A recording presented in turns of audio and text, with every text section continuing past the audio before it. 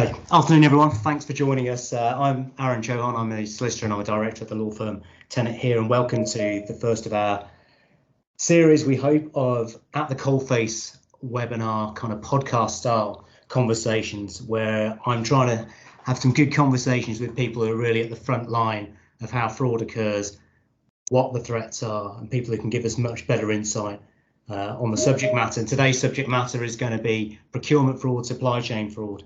The plan is to talk for about 45 minutes, then we'll leave some Q&A time at the end and hopefully have you away shortly before 1 o'clock.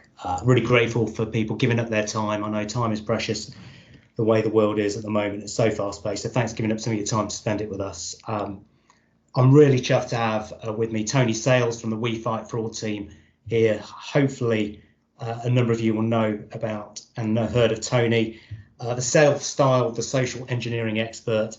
Tony, thanks so much for joining us today.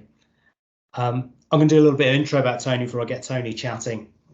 It's fair to say Tony has gone from the dark side to the light side. He was caught up in a world of crime a number of years ago, self-styled, and maybe others have also said one of Britain's greatest fraudsters, but has since seen the light. Now, Tony's written an amazing book called The Big Con, How I Stole 30 Million and Got Away With It. And if you haven't read it, go read it. It's brilliant. And the key thing I wanted by having Tony here today is that Tony and the We Fight Fraud team sees risk in a totally different way to people like me in professional services. They see gaps, they understand how risk occurs, and that's really interesting to me. I want to get that over to everyone here today, and there's no person better than Tony in my view having here. Now, Tony is prophetic. Tony said in 2012, data is the new cash, and if you look at the way our world is now, how true that was. So looking at what Tony, listening to what Tony's going to say today, I'm pretty sure is going to give you insight about the risks ahead.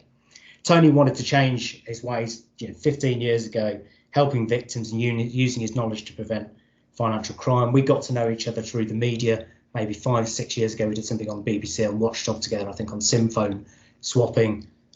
He's regular on TV, conferences, internationally, media. We found we've got a few common clients as well now where they're using We Fight Fraud in certainly the banking space. One of the cleverest people out there. So Tony, thanks so much for being here. Now, as I say, I don't really want to do the whole, the lawyer thing about how the law can help you with disclosure and injunctions. We might touch on things, but today, what I'm keen to learn about is the solutions, maybe, but really, how does this all happen? How do we get into procurement fraud issues in organisations or for our clients if you're a professional service provider on the call? Now, when we're talking about procurement and supply chain fraud, all we're really talking about is buying and selling goods. If you drill it down, that's what it is, and that's the human activity that's going on. But apparently, it cost £133 billion procurement fraud last year. And even in the news today, I think I've got an article here, Drax, UK power station, still burning rare forest wood. Apparently a company that's going to be reported on Panoramas received £6 billion in UK green subsidies, has kept burning wood from some of the world's most precious forests. That's a supply chain issue. Now, they're either misleading on ESG and statements like that, or they don't know what's going on in their supply chain and someone's misleading them. And that's about how do people infiltrate a supply chain and not let you know what's going on. Over the years, I've dealt with a number of procurement fraud cases. You've got cases of undersupply, like think of cable ties, those little plastic bits you wrap around your wires under your desk. There was a company that was accused of underselling in every bag of 100, 1 or 2 every time, thousands of quantities. I've seen a company in the US tender in the Middle East, used an agent in the Middle East. The agent, one of their key people, used a pseudonym, fake name, to help them in that tender. They used a fake name because they were related to someone on the tender awarding panel. Collusion, see a lot of collusion with work we do with housing associations, the suppliers, no conflicts of interest declared. Suppliers getting increased work, variety of work they shouldn't have got. Competing tenderers, you see tenderers saying, well, hold on, that company that won the tender, how did they win it? They misled on their financial position or their ability to deliver the tender, and they've deceived the awarding body. And you get the awarding body and competing tenderers looking at ways to recover. Yeah, and lots of times I see this buying of goods in companies. What happens is they get caught in supply chain fraud, procurement fraud, because they're actually buying goods which are outside of their core business. It could be a manufacturing company of cars. They might be buying photocopying equipment. They don't know that market, but they see a good deal. Someone's introduced them and they don't do enough due diligence. So look, before we dive in, I've said, for those of you who've joined, we've said we're going to talk about 5 areas: imitation of goods, payment diversion, bribery, insider fraud, digital AI, know your supply chain. I've got to say one thing: whenever I talk to Tony, we tend to go off script, so I'll give that health warning now, but we'll try and land in all these areas. So look, you're not here to hear me, we're here to talk and listen from Tony. So Tony, welcome you to the party. Hello everyone. All right. Yeah, you're right, mate. Giving up the time, mate. One of the things we've talked about when we've done consumer fraud stuff, Tony, is we've talked about sucker lists. And I was thinking, you get these consumers who are caught on sucker lists. And I thought, what about companies? Are companies caught on sucker lists? Do criminals share data and info and say, you know what, that company's good to target now? How's it work there? Yeah, I mean, if you can, I can relate it to the financial institutions. And, criminals will kind of talk to each other and say, right, they know when the processes are switched off, right? So if you're a big bank, you have to spend a lot of money on deterring fraudsters. And every time you do a check, it costs you whatever pence it is, right? And there's billions of these transactions happening every second. So banks switch the processes off. It's known, right? Criminals know it because the insider information leaks out, tells someone on the street, look, this is what happens, yeah? And so you'll hear on the street that, today Red House is hot. You can all imagine who Red House may be. Blue House is hot. And so now they know who's doing what on what days, and that then allows them to push forward with their processes. And that's something that they've been doing for years, like this kind of fraud. The elements to have an outsider are really difficult, right? So this is what we were saying earlier, is that fraud up until the Crays and the Richardsons here in the UK was genuinely done by the middle classes or the upper classes. It didn't reach the working classes and the lower classes because it was kind of seen as an educational crime, and you could only do it if you had a bit of education around the crime that you're going to commit. And that's exactly what these sort of procurement frauds are. As a criminal, most criminals are going to realize, okay, so there's this way of selling goods, there's a way of getting in the chain, and there's a way of getting paid.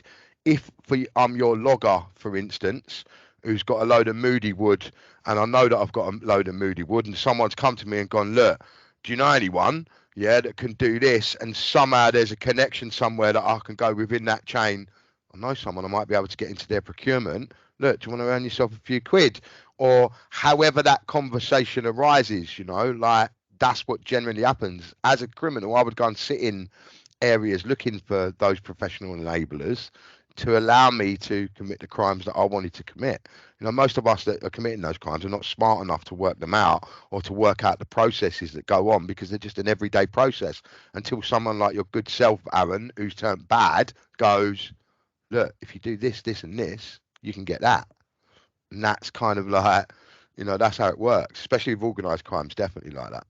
Yeah, so like what you're talking about though is you're talking about getting, someone working for a good organisation and someone in their, supplier, purchasing, procurement side, someone who's susceptible, someone who's dealing with the supplier who, they can, the good can be turned bad, as you say. So, if you're talking about, like we said, we talk about like fake goods, getting fake goods into the supply chain, could be in retail, or, just. False meat. Yeah, how easy is it to actually turn someone who's working in those operations and turn their head a bit? Depends what they're doing, depends where you go. Like, so for my old self, I would frequent some of the very nice bars that may be around the nice areas that the people that I'm targeting like to go.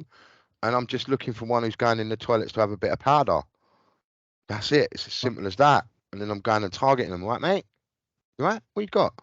My accent gets me in anyway. No one's like, it just gets me in, yeah, because they're just going to go, oh, look, he's definitely from that world. Like, right, look, I've got a better bit here, and I would always have a better bit, and then I'll just give it, so go on, and then I'll just make sure that I see them a few times. They may have a problem. Sometimes these people come with problems, yeah, like you know, I've got a gambling addiction. I owe this geezer 100 grand. He's going to take my kids if I don't pay him back the money. I'll work in this bit. Could you help me? Yeah, like there's a lot of it that happens like that as well. And of course, when you get that happening, most of them have really thought it through about how they're not going to get caught. And so they try and cover their tracks much more carefully because of it. But over the years, I can think of, you know, Bernie Madoff is obviously the king of it. Yeah. But there's another guy called Stephen J. Russell who done the exact same thing. You know, he got in on the processes and was, because he's the insider and he already knew all of the risks because he'd previously been a police officer, he was able to just do like a whole bunch of different types of scams. And so when someone does go bad or you get someone in bad, the amount of damage that they can cause is massive. Nick Leeson, another one, look, like the same processes, like. So, well, I've written down it. I'm just making some notes as you're chatting. I'm like thinking about, you know, how you can educate people within those higher risk areas about that. This is the way people do it. But one of the things I was sitting there, I was trying to think, you know, from the criminal perspective, from the people, you know, who are trying to bend the rules on that supply chain. How patient are criminals? How patient are people who are willing to get into fraud? Yeah, they're extremely patient because like you learn to be patient because you know the payoff is a long way off. I mean, like you can kind of look back to 2012, right, and see what happened to Skanska. So Skanska get caught in an invoice scam, change of bank details. Yeah, really simple change of bank details. And just as I'm talking, I can kind of relate it to conveyancing lawyers. You know, back in the day when I was at it, once I've got the offer, yeah, I just want to change the solicitor to my dodgy one. I don't need to do anything. I just ring them up and just say, look, I want to just instruct a new lawyer here. Here's my new lawyer. Yeah. But this one, he's with me and he can draw down the funds as and when I want it. So it's just that exact same process. And all Skanska the Skanska guy done was change the banking details. And the next payment that went out was like 5.4 million quid or something. And then, of course, they took the money and then gone. And then you see invoicing fraud come en masse. After that, it sparked. I think it kind of sparked up in Singapore, but again through professional services. You know, in a place where there's loads of professional services where this stuff is happening, and then that information disseminates down to the street for others to do it. And because of that patience, you know, if you get to someone, yes, certainly like in purchasing of goods, or you know, getting into understanding their systems for payment diversion. You know, is it always like we'll look out, we're going to start small, or do people go big? Sometimes they go big. Just depends. Just depends on how, you know, it just depends on who the people are that are meeting, right? Like, because you have people that are really serious and people that are not so serious. Yeah. And the really serious people, you know, like in my head, I'm thinking of one that happened. Yeah. So we was able to get into travelers checks, right? Yeah. After they come out. So outside of the bank, so they go into the bank, yeah, they've been stamped, yeah, and then they come out of the bank, right, to be burnt. I got to a guy that was meant to take them to the place that they got burnt, and he bought us loads of them, 40 million quid's worth of them, yeah, and we just took off the stamps. And because travellers checks always authorise, it's the same authorisation code, no matter when you ring it, no matter when you whatever, they're going to give you the same authorization code. So we just made loads of passports that fitted all of the denominations, the higher denominations out of that 40 million, which was a lot less because like you looking for people that have gone in and done like £200,000 in one lot of travellers checks, yeah. But the process, I was able to get to those checks of the person that's burning them. You know, people we know in the past that people have got to people that burn paper, burn coins, get rid of the mint stuff. It's all out there. It just depends on who's the person in the chain finding out this stuff. We all go to pubs, yeah, and Billy down the pub knows that I've been branded as Britain's greatest ex-fraudster. But he also knows that Joe stands next to me at the bar is the head of the London Mint, yeah? Yeah. And he wants to have a conversation with him. And so they just spark up a conversation about what might be football or whatever. And later on down the line, a problem may occur for the for the criminal, that's something that maybe Bob can help with. And, you know, they become mates. There's so many different types of people that do it, Aaron. You can't just pinpoint one specific thing. It's too much. Apart from the invoice fraud that's now done by loads of people everywhere doing it constantly. Yeah, so I'm sitting there thinking, I'm listening to what you're saying, and like you've obviously say like with the travel checks, you worked out that's the same code for everyone.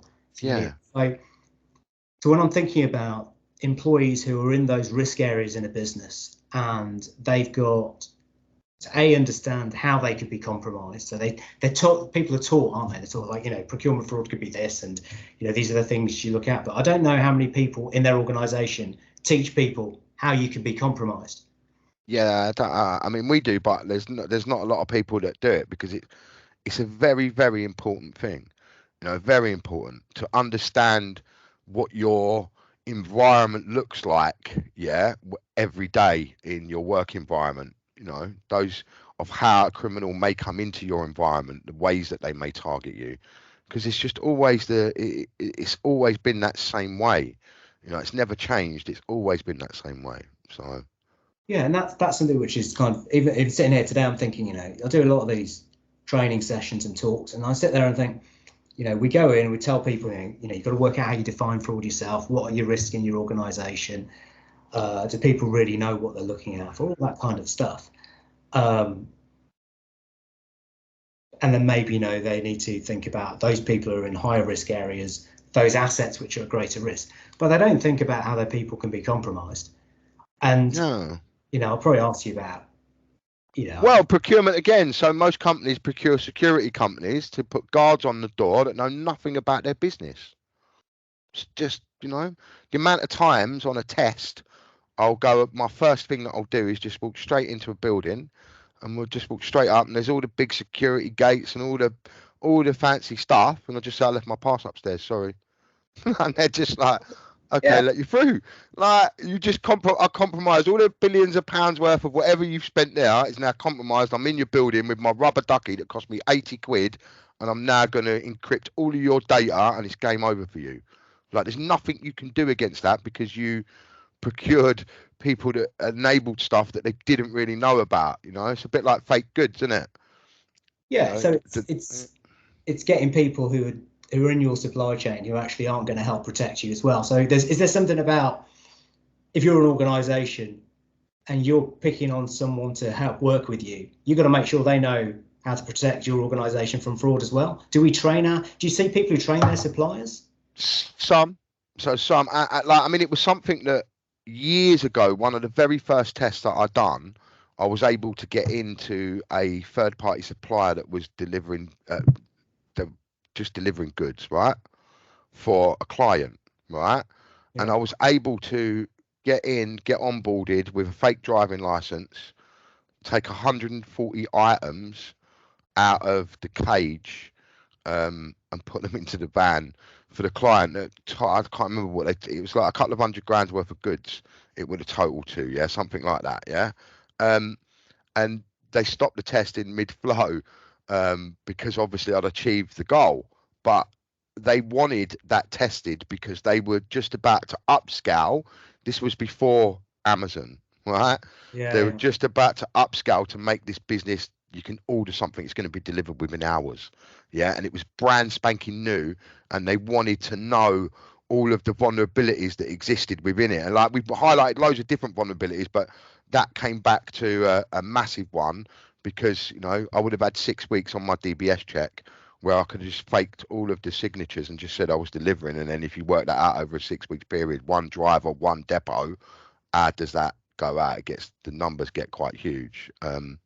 So they do. Some companies test.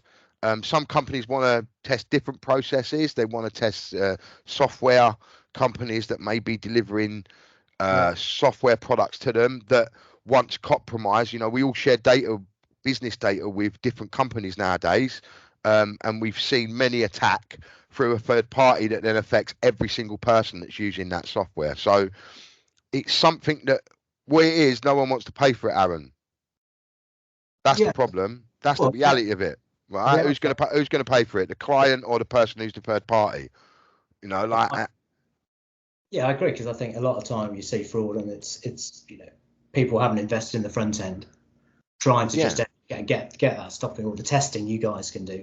I've seen you go out with your high vis and pretending to be someone else and getting loads of personal data out of people. It seems easy. It's so you cozy up to someone in a bar, you find out their job, you can compromise them, with probably drifting into bribery type of stuff there.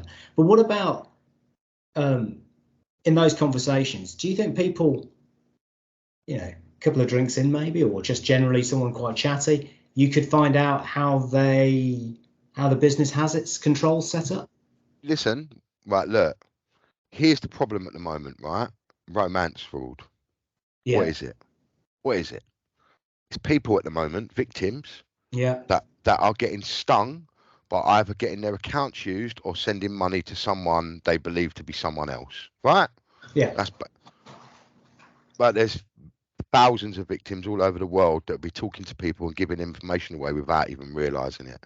So lots of people go on dating sites, lots of people use dating sites and they give away vital information. I'm a lawyer, I work in a bank, whatever else. And there's unscrupulous buggers like my old self out there that will be lurking in those places and looking for those type of people to spark up conversations with. And I've been patient in the past to learn what my conversation was, how good I was, what they didn't like, what they did like, how they didn't like it. I can also get AI to pin on that now and start creating all of those conversations that I want on a different level, and then start to gather information constantly, and that you don't need to go to bars anymore. They're great places because people unwind a little bit more, but the reality is it's much more upscalable today because of these things that we're on now. Than it ever was in my day. Yeah.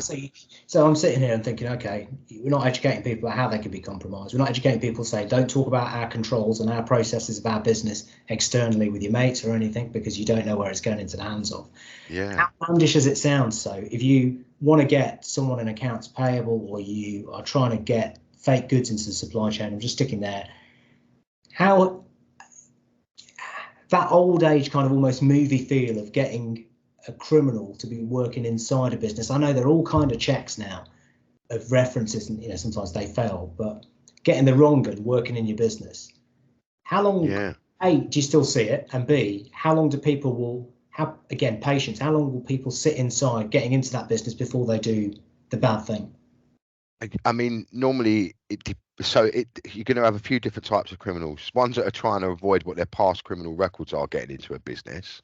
Is not the same as getting someone who's getting into the business to bring it down, right? But there's still problems because they on board in the same ways. Depends on what the mission is.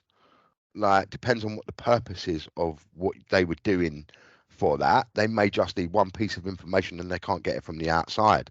Get in, once you're in, a couple of days, settle in, get the information, go. It may take months to get what they need. They may have to build up trust to get more trust to get further in the business. It just depends. There's a really good film called The Departed. I don't know if you've ever seen it. It's a great film with Jack Nicholson and Leonardo DiCaprio. And it's about Jack Nicholson plays a real high level criminal, and he gets a kid from the street to become a police officer and work his way up the chain, so he can find out where they're investigating him, and if any time they're on him, he can let him know first. I mean, that's age old. I can't remember a time where stuff like that didn't happen. Especially in my criminal days, I would constantly be introduced to people that worked in places, whether they worked on the shop floor, behind the counter in the bank, in a call center somewhere that enables me to do what I need to do. It's constant, yeah, and you can then utilize them to however you want. And I've worked in multiple companies myself, very early or doors, because I wanted to understand the financial system. I wanted to understand how does it work? How did GE Capital actually do these credit checks? Yeah. Oh wow, look at all these questions. Oh, now they've changed to HSFC or whatever they're called. Look, Oh, look, now this lot are asking another load of questions, yeah? And oh, if I go for a mobile phone, it's actually less questions. All that time I'm learning all of that information to later on go on and utilize as a criminal multiple times. So, you know, sometimes criminals will wait years to use it. And, you know, with that kind of mindset, how, and the opportunity to make more money, maybe over a bit of time, but, you know, more money from that kind of drifting, you know, we're talking about how these systems can be compromised and learning this information. What about good people, you know, turning bad, not just on bribery, but, you know, that insider fraud piece where they help and they facilitate that procurement fraud within the supply chain, working with people on the outside. Do you find that the pressure on people right now in the world, and ordinary day people, are just like, I'm looking for a quicker fix? I mean, the way I see the world at the moment is we're looking for frictionless environments. We're looking for quicker transactions. We're looking to make money quicker. That's how a lot of certainly younger people I've talked to, they're saying, you know, there's less patience. Do you think it's easier to compromise people now? And should we look at the age of the people in certain roles? Should that be a factor if you're thinking about how do I stop this?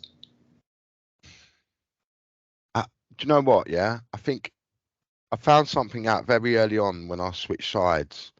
I remember the guy that I became business partners with at the time is a guy called Paul Besson, who's a beautiful person. Yeah, he's he owns one of the biggest retail conferences on the planet. Yeah, he's an absolutely beautiful person. I love Paul, right? And he told me this story one day. His missus has had a baby. Yeah, it's when the baby was really little, and he said he walked out of Asda's with a packet of Hampers underneath the the pram, right? And he said he got home and he was mortified. And I said, why? They're Asda's. What are they going to worry about? One pack of Pampers. And he went, it's about me.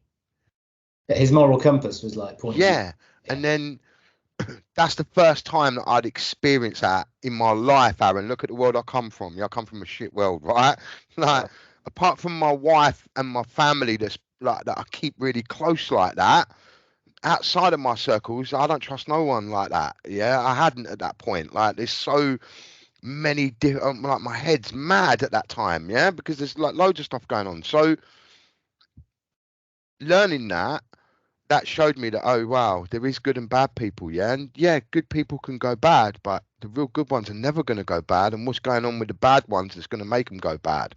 And it goes back to then what I learned going forward on my journey about trauma, poverty, abuse, uneducation, like not the correct things, addictions, like where does addiction come from? Like, and as businesses going forward, China's like so far ahead of us with certain things. They really are, yeah, because they understand this stuff so much more than we do, yeah, and try to combat it in multiple ways by different types of therapy and all the kind of stuff that I try and now do to kind of mitigate against all of the trauma stuff that happens, right?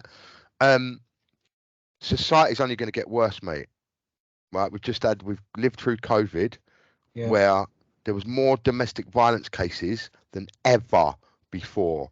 Yeah, that level of trauma we've never seen before, and so the future's bad, really bad, because those people have had stuff happen to them that's made them bad. So I know it's a long-winded answer to your question because it's a very, very complex and complicated subject that I've kind of made my mission in life to understand. So it's well though, Tony, isn't it? Because I'm sitting here, so what I'm trying to take out today, and you know, we'll send out to everyone kind of like an electronic flip book of just some of the key themes and things we thought about learning today from this. And yeah, there's something there about knowing our people and knowing as far as we can as an employer their vulnerabilities and maybe their backstory, because it might be that some people haven't grown up in a world where people are ethical, people do the right thing by you and look after you properly. And they do the right thing for them rather than the right thing. It's something I say loads of times whenever I speak. And it's because they revert to type, thinking no one's going to look out for me. And, you know, I just wonder if that's something about this whole protecting your... Yeah, I definitely think that's the thing. And and probably the people that are suffering it, they want that to happen. You know, this is part of the stuff that I made clear before was like, So when this first come up, I was doing a program for Channel 4 called What Makes a Murderer. That was my baby that would kind of like then popped. I know you saw it, Aaron, back then, right?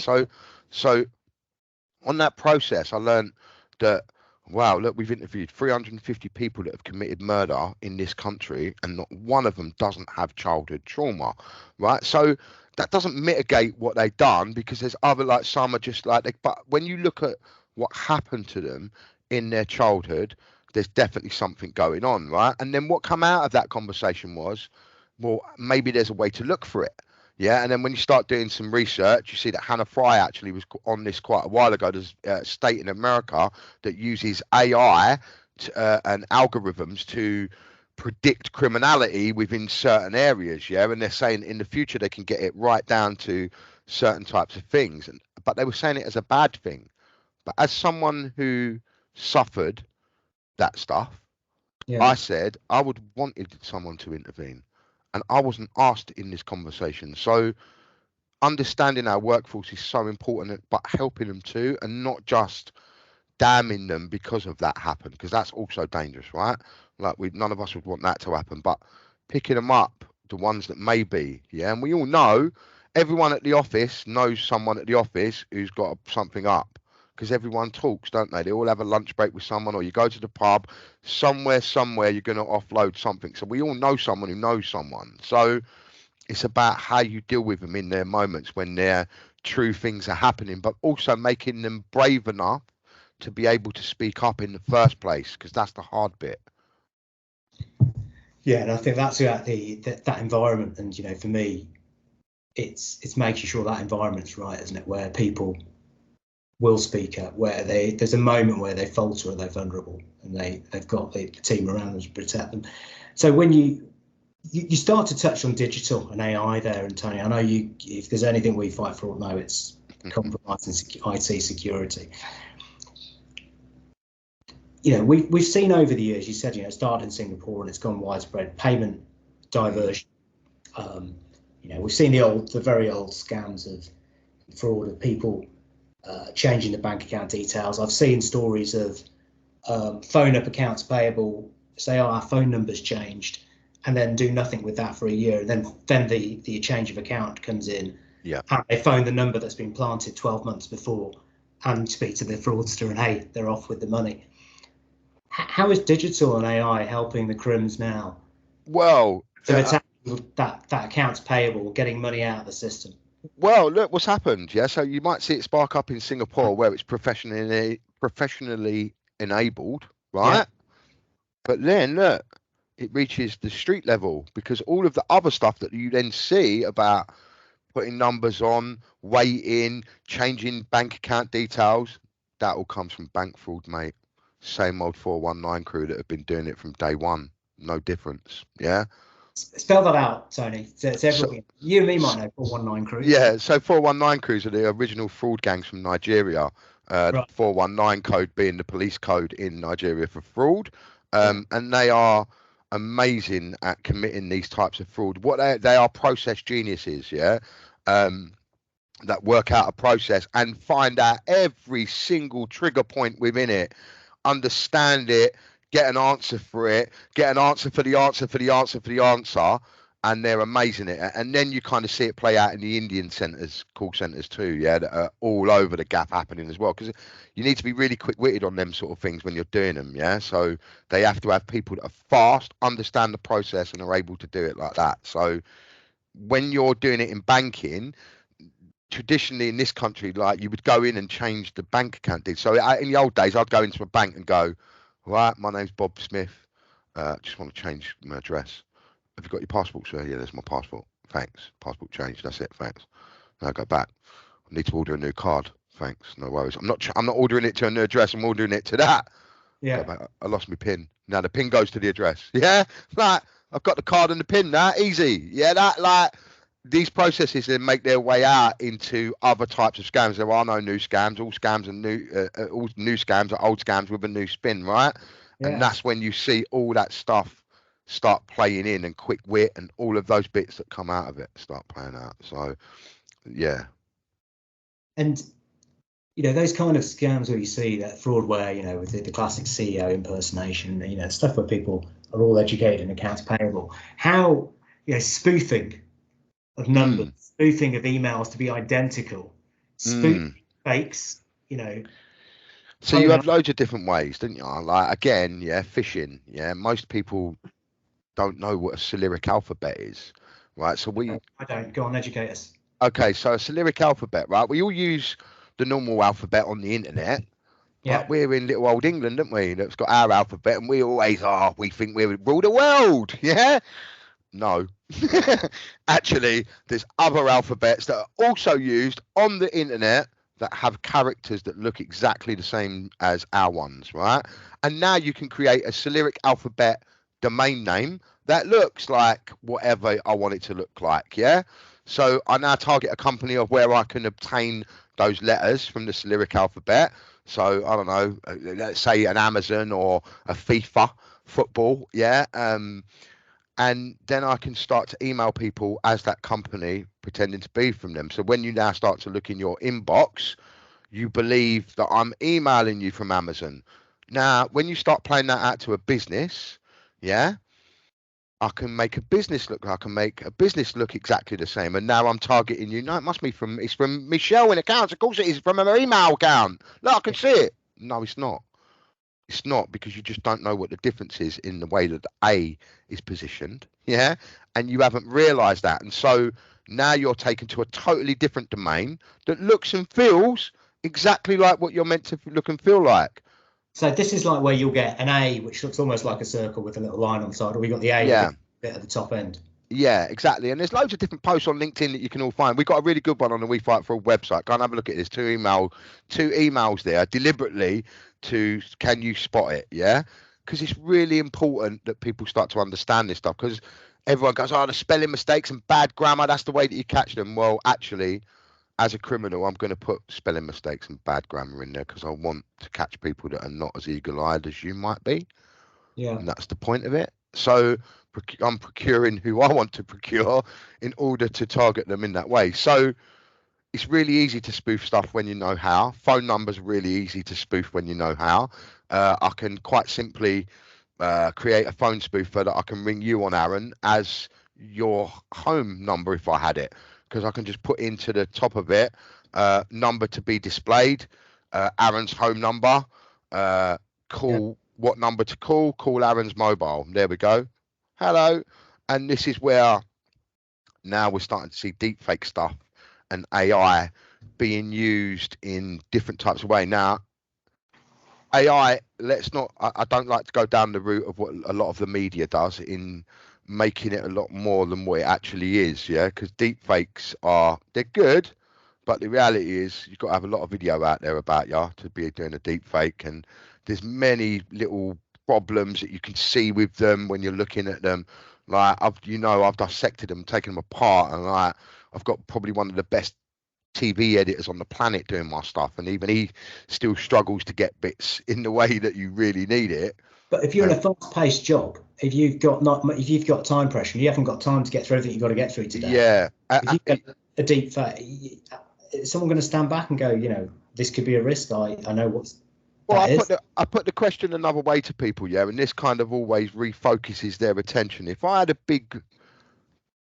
20 gold bars stuck in the middle of the office, and I said to you, only let Jimmy in to pick it up, and make sure that you're checking Jimmy is who he says he is when he comes to pick it up. What are you going to do when Jimmy comes to pick it up?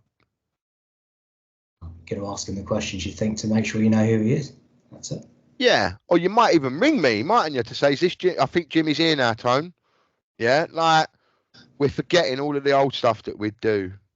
Yeah, like all these things, I've been dealing with a victim recently that sent $3,500 to someone for a car that he's never seen.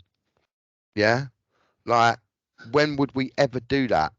When would you have got the Loot newspaper or the Auto Trader and rung someone up and went, all right, mate, I'm going to send my pal round with a couple of quid to give to you to just hold the car. Where are you? We just wouldn't have done it. And it's like we're forgetting all of these things that we've had in the past that could help us actually combat a lot of this other stuff in the So future. we're forgetting the basics of Yeah, just the junk check. mail. So you think of junk mail, you know, back in the day, you'd get loads of it through your door, wouldn't you?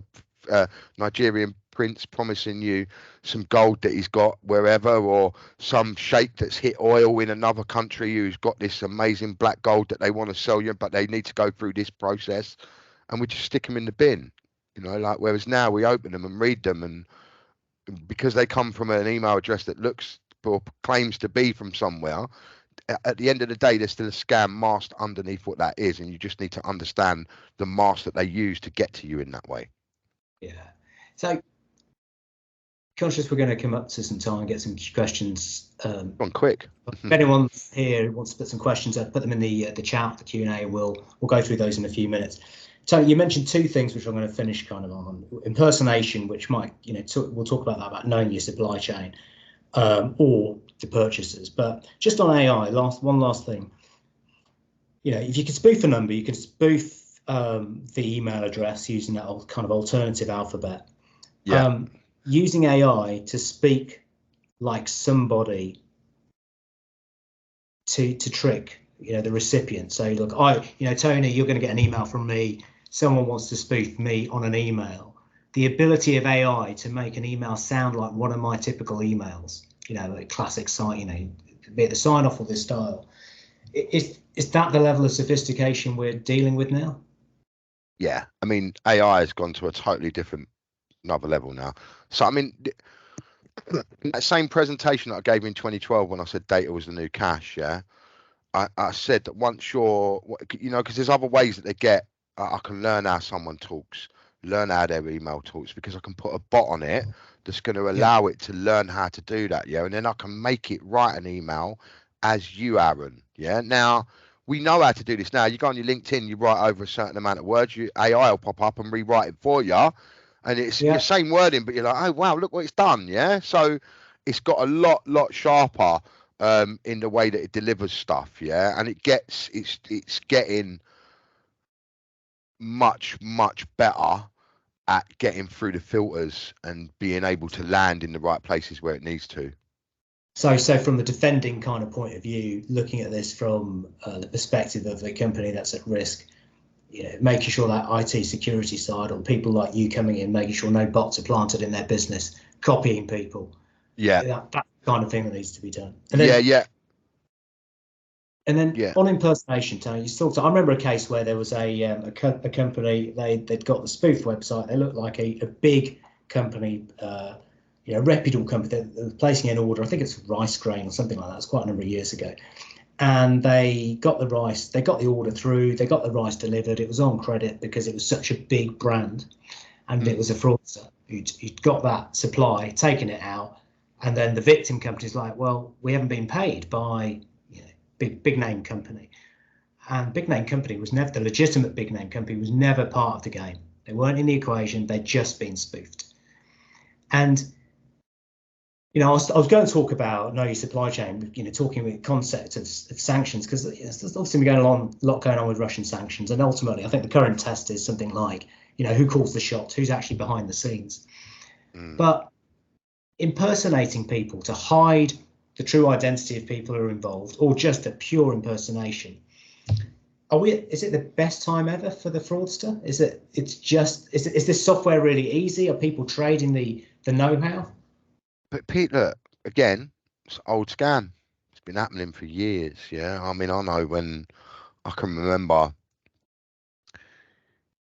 criminal network that cloned the solicitors once and drew down a load of funds as that solicitors, and that's 25 years ago that happened. Like, so, you know, that stuff was copying and impersonations have been going on forever. Nowadays, I can put a video to it. Nowadays, I can, you know, and if the person don't know me, how do they know what I act or look like or say? The more videos you put out there about yourself, you can get clipped back, yeah, to, even if they just take the voice and then make that seamlessly smooth, that you can now start to talk as that person live in there with the camera off. I mean, feed's bad today, guys. I'll make it all crackly, like, and now start talking as that person, you know, in any language, Aaron. Like, that's the terrifying thing, it's in any language, anywhere in the world. And very quick. Very quick, yeah. Like I'll show you. Look, that's what I was looking for. Great. I've got this. We haven't released this yet. Oh, that's you, Tony. Yeah. Oh yeah, sorry, you can't hear. Hold on, 1 sec. Hold on. Go on then. This is tech. Well, let's turn that. Peuvent même le faire dans différentes langues. Ils peuvent parler italien, français, portugais et même d'autres langues comme le français, le portugais, l'espagnol et l'hindi. Yeah, so I've seen these avatars being put up now where you can have it yourself in any language. Yeah. And it's getting more sophisticated. Yeah, and so traditionally in a deep fake, you're looking for the shoulder movement, not great movement in there because they're trying to focus all the attention around the voice and the head. Whereas these things, that's just changing what I've said, and you can just put a video in it and it will do all that for you. So if you've been talking on telly, I can take that, turn that into that, take all those other words and now start playing out something else in something else. And that is where they look to get to. It's like the old copy and paste, put it in the clipboard and it will just learn as it goes through, and it's just learning all the time. And then, it's got it. And then once it's got it, how do you stop that? Like, it's getting mad. It's getting really, really mad. I think, rounding it all up, the ability for people to be compromised, the ability to use, I suppose, the online tools now, it's all way too easy. And I think for me, as much as I always say, we're kind of doing ourselves out of a job with the disputes, the investigations, that frontline education of just how it's actually done and how people can be compromised, that needs to be talked about. And I think that point you said about educating your suppliers, make sure they know it, and not telling people about how to let their systems be talked about, that's all really important, as well as that human side of knowing your people can be vulnerable from their historic part of their life. Tony, we're going to look through if we've got any questions. I've seen a couple pop up, but before we go to questions, I think it'd be great if everyone could hear, how can We Fight Fraud help organisations who are on this call? Because I vouch for you every day of the week. I know as a banking client was raving about you and Sol, and the scary stuff you can do to make people realise that their vulnerabilities are and then protect them. It's something unique out there. So give me your spin on. Yeah, I mean, we do. We kind of do testing, training, and research. Yeah, and awareness campaigns. That's what we're all about. We're all about the human factor. I love tech, but I break it on a daily basis. And so as much as I love it, I see it not set up in the correct way by people that sell it to people to defend against the processes of stuff that we can do.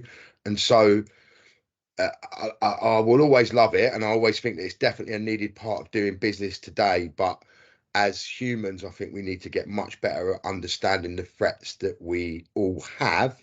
And that's what We Fight Fraud's mission is to do. So whether it be testing, training, research, or awareness campaigns, we are always looking to show human vulnerabilities alongside what we can do with tech, because we don't just do the, I can get in through all the access panels. I mean, you see loads of that stuff, Aaron, so yeah. But we break businesses of, definitely the top 100 FTSE 100 people that claim to be broke. We break. We to this day, I've been doing this for 15 years. We have 100% success rate in every single test that we've ever done.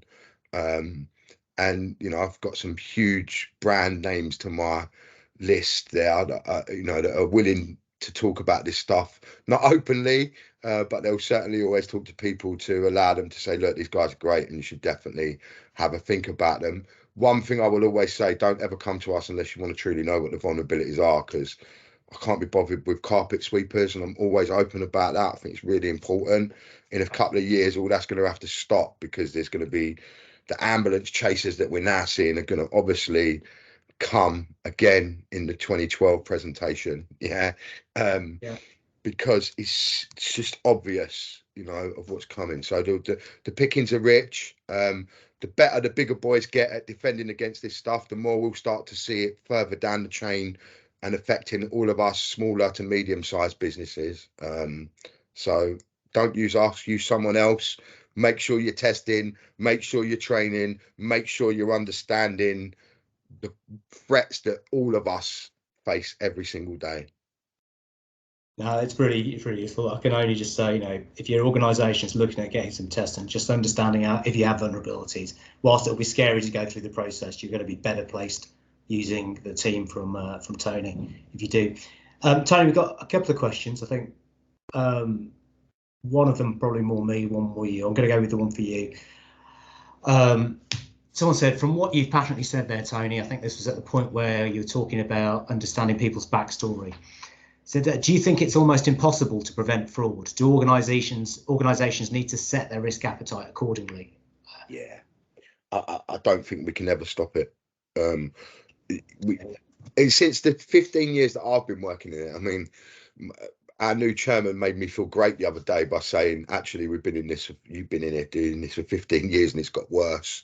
And I was like, it has, and he said, honestly, can any of us stand there and say that we're doing our best to defend against what the fraud threat? And if I'm honest, I'm standing there going, wow, he's right. Like, look at what he's saying.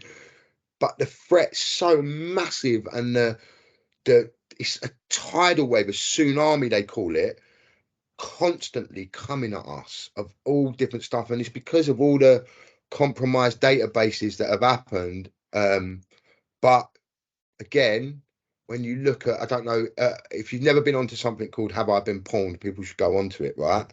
It's a great resource and a great way to check and see if your information has been lost or compromised in a breach. Right. That's a really good way of checking. But one of the most interesting statistics from that site for me is that less than 1,000 websites that hold the majority of the data have been hacked. Right. 30 pieces, or no, it's more than that. I think it was like, I can't remember, 30 billion pieces of information lost or stolen. Those 1,000, only 1,000. Wow, just 1,000 accounts. I mean, what? Like, all of that data, and that data is how people make money from it. They filter it, they use it just like big business uses it to target with cookies, how Cambridge Analytica used it to target voting. How whoever takes this data and uses it, data is the new cash. It really is, like, for criminals and for businesses. And the criminal just understands the opportunity that they get from it. And when the yield from the harvest has been so much as it has over the past few years because of all the attacks, all the ransoms that have been paid, believed by criminals that would not sell their data on the dark web, that then makes its way on the dark web. Yeah, this is what the fallout is of all of that stuff. And so actually stopping it, we've got no chance. Yeah, I agree. I don't think we're ever going to stop it. I mean, fraud's been here since way before the Roman times. That was diluting some milk with some water, everything right from those days onwards. It's been there since it'll always be there, because money's the end game, isn't it? People want to make money. Yeah. That's what it's about. Got a question here. So it's probably more for me, I guess. I have a question about the new Failure to Prevent Fraud Act and how much you think that would drive change within businesses. In theory, a business could now be held liable for fraud committed by a supplier, but also benefits the organisation. Yeah, it'll be interesting to see. Everyone thought the Bribery Act would change the world, and we'd have this gold standard Bribery Act from 2010, and a lot of policies came in. There's only been a few prosecutions. I think that's one factor in some businesses' mind is how likely is it going to be there's going to be a prosecution. I think is it going to change behaviours? I think one of the interesting areas on the new Failure to Prevent Act is not so much that we've got a wider sweeping offence and it is about benefiting the company. It's about the identification principle. It's about who is actually going to be liable if individuals are liable. So before it would be the controlling minds of the company. Now, in broad terms, it could be senior management. And if I'm a senior manager working in a business saying, hold on, if the business has got an offence of failure to prevent fraud and I'm caught up in that, but the business hasn't got enough, I suppose, resilience and protection to spot fraud, but I'm the senior manager involved with that and I don't have the support. Well, I'm not sure my pay is enough for the risk I'm taking on here. So, what's going to happen to those senior management? Are they going to get a better pay? Are you going to buy insurance for them? Are they going to be educated? Are they going to get the option? Are they going to get options about, do you want to keep in your role because you could be liable? And I think if that conversation happens, I think it will improve people's resilience to fraud because more people are worried about it. At the end of the day, I remember going to a board meeting once and a chairman said to me, are you recommending all these changes to improve our fraud resilience? But really, what's the real risk for us at the board of criminal sanctions? And at that time, it wasn't much. He said, well, in that case, I don't want another centre-led initiative. I don't want to invest. Here, wider part of your workforce are going to be at risk. So I think it is going to make a change. Last thing, really quickly, we've got 2 minutes left. Most companies think fraud is now all about cyber and focus on that. Is cyber a risk in itself? Or is it a combination of cyber and everything? You got 1 minute, Tony, go. Well, I've got the perfect saying for this. We have a saying that we fight fraud that says computers don't commit crime, people do. Yeah, not a single computer on the planet serving a prison sentence anywhere. Yeah, if there was, I'd like to go and have a visit. So cybercrime, what is it? Do we even know what cybercrime is? It gets listed in so many different ways. And what is it? Like someone sending you a phishing email is just someone lying to you about what they want you to do. Now, we need to, like we said, it's social engineering. It's still a human. Yeah. Most people don't realize that bots are actually like sweatshops in foreign countries that have kids on computers creating and targeting certain things. They're not actually digital bots that are out there doing it. It's sweatshop stuff doing it because they know the impact is much more. So this stuff, understanding it at that level is really, really important of what and how we get targeted, and making the board understand. I've seen risk registers have cyber at 3 and fraud at 14. I'm like, do you even understand what the threat is? Like, can you see what's going to happen here? Yeah. And like, oh, wow, we never even thought of that. So, there's a lot of, it's like, Aaron, you've got to be a bit tougher to the board members, unfortunately. So whoever's on the board that you feel that really likes to know it the hard way, they're the best ally that you can possibly have to bring it out. Because otherwise we have this softly approach that doesn't make them do the stuff or put the processes in place needed to do it. A bit like what you just said before with the previous comment. It gives them a kick up the bum needed to make it done. And we have to, that is imperative in the business that we've in the business that we're in and the things that we have to do. So yeah, that persuading those people, in seniority is always tough sometimes, unless they're bought in. Well, look, Tony, thanks so much for giving up your time, and everyone who's attentive for giving up your time listening to Tony and myself talk about this. Hopefully we've given a couple of points which will be useful for you in your own organisations. At the end of this, we'll, in a few days, maybe next week, we'll try and get you out a flip book, an electronic flip book, just 2-3 pages where just some tips you can keep filed away somewhere for you to think about when you're looking at procurement fraud prevention. For those of you who don't know about Tenet, law firm, only deal with fraud, financial crime, investigations, dispute and compliance. So everyone any advice, you want to work with us and Tony, give us a shout. Please keep in touch. We're going to run another one of these in a couple of months, probably towards the end of April. We'll fix a date soon. We'll let you all know who's attended. But to everyone, thank you so much. I appreciate your time, Tony. Thanks again. And yeah, no worries, mate. Thanks for having me. All right then. See you later, guys. Bye.